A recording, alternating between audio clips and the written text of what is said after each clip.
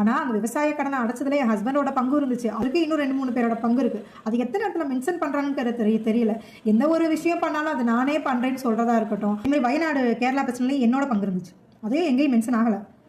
அதே மாதிரி நான் மட்டும் இல்லை, எல்லா அணிகளில் இருந்தும் எல்லா கிளை நிர்வாகிகளும், நகரம், கிளை, ஒன்றியம், மாவட்டம்னு எல்லா நிர்வாகிகளும் எல்லாத்துக்கும் உதவி பண்ணியிருக்காங்க. ஆனால் யாரோட பேரும் தனிப்பட்டு எங்கேயும் மென்ஷன் ஆனதில்லை. மென்ஷன் ஆகிருந்தால் எல்லாரும் கண்டிப்பாக எல்லாரும் உற்சாகத்தோட வேலை பார்த்துருப்பாங்க. அண்ட் அதே மாதிரி நான் தேனி மாவட்டத்தில் கோலப்போட்டி பண்ணியிருப்பேன். அந்த கோலப்போட்டியில் நல்ல ரெஸ்பான்ஸ். எல்லாருமே பார்த்தீங்கன்னா தமிழக வெற்றி கழகத்தோட கூடிய ஒவ்வொரு வீட்டு வாசல்லையும் வரைஞ்சிருப்பாங்க. அண்ட் அதே மாதிரி நம்ம தளபதியவே அவ்வளோ தத்ரூபமாக வரைஞ்சிருப்பாங்க. ஸோ அந்த கோலப்போட்டி நடந்துட்டு இருக்கும்போது லெஃப்ட் பாண்டியனா கால் பண்ணி சொல்கிறார், இந்த கோலப்போட்டியை நான் சொல்லி தான் நீ. தற்போதைய அண்மை செய்தி.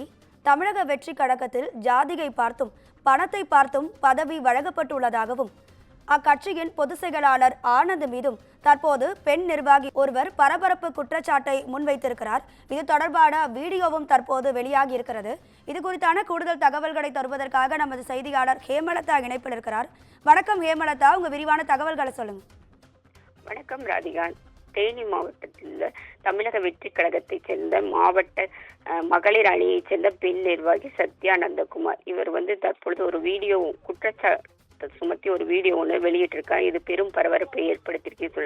இதில் அவங்க என்ன சொல்லியிருக்காங்க, தமிழக வெற்றி கழகத்தில் பார்த்தீங்கன்னா ஜாதி பணத்தை பார்த்து பதவி வழங்குவதாகவும் தலைமையோடு நெருக்கமாக இருந்த காரணத்தினால புஷி ஆனந்தாலும் தான் பழிவாங்கப்படுவதாகவும் பெண்களுக்கு பாதுகாப்பு இல்லை என்றும் தன்னை மீறி கட்சி தலைமையுடன் நெருக்கமாக இருப்பதால் ஆனந்தால் தான் பழிவாங்கப்படுவதாகவும் தேனி மாவட்டத்தில் நியமிக்கப்பட்டுள்ள மாவட்ட செயலாளர்கள் ஜாதியும் பணத்தையும் பார்த்து அவங்களுடைய நெருக்கமான உறவினர்களுக்கு பதவி வழங்க முயற்சிப்பதாக தற்பொழுது சத்யானந்தகுமார் குற்றம் சாட்டி ஒரு வீடியோவை வெளியிட்டிருக்காங்க. இது ஒரு பெரும் பரபரப்பை ஏற்படுத்தியிருக்குன்னு சொல்லலாம்.